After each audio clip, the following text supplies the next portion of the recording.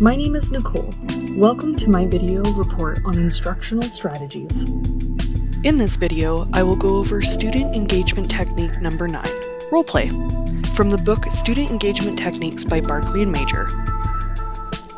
Roleplay is when students act out an assigned role in a scenario provided to them, and it relates to what they have learned. As written by Bonwell and Eason, role plays engage students in real-life situations or scenarios that can be stressful, unfamiliar, complex, or controversial, which requires them to examine personal feelings towards others and their circumstances. I was drawn to the student engagement technique because I am a workplace educator, and my learners need to know how to talk to customers and provide good customer experiences. Roleplay is a great tool to help learners recall the skills and knowledge that they've gained to solve problems. I have found it very useful, especially when someone is new to customer service. It can help them gain confidence by practicing their explanations in a safe environment before talking to real customers. So what are the advantages? As written by Major and Barkley, the real value of roleplay occurs when the students form general opinions about the course concepts that they developed and internalized as a consequence of assuming a new identity or acting in a new situation. In my workplace, I found roleplay has been beneficial in many ways. The learners start to feel more confident in their knowledge and how to explain programs or processes, and it allows them to hear another perspective from their partner and see new ways of approaching a conversation or explanations that will benefit them in their own work once they start talking to customers. There are some disadvantages to roleplay to think about as well. If you have a more introverted student, they may have some anxiety around putting themselves out there in a roleplay activity, and they may start resisting participating.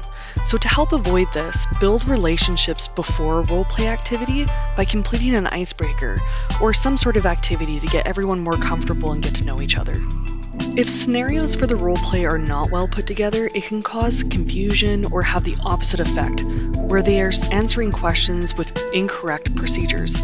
For example, I recently made a roleplay activity and provided it to one of my classes, and the purpose of it was to explain payment options we provide, because we have several different options.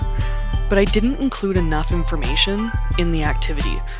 This led to confusion during the roleplay and even some arguments between the partners about which payment plan should have been offered. And then, of course, a lot of questions after the roleplay during the debrief.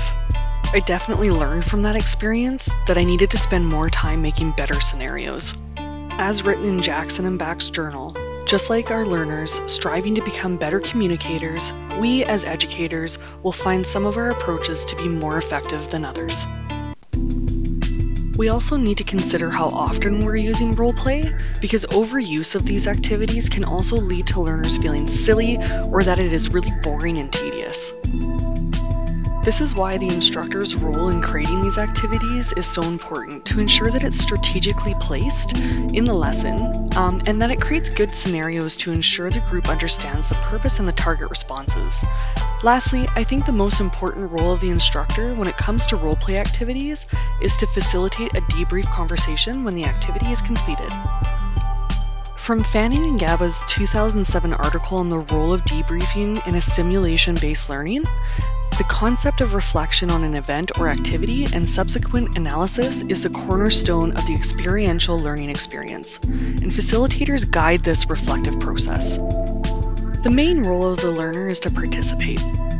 The learner needs to review the scenario, and if playing the role of the employee, they may need to open up knowledge bases and find processes to help them think about what they're going to say or anticipate questions that might be asked.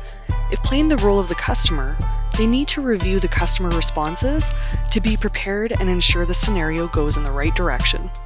Learners need to be open to hearing feedback from their partner and the facilitator and participate in the debrief discussion, and think about what went well and what didn't. I'll leave you with this quote from Role-Playing Processes and Tips on businessballs.com.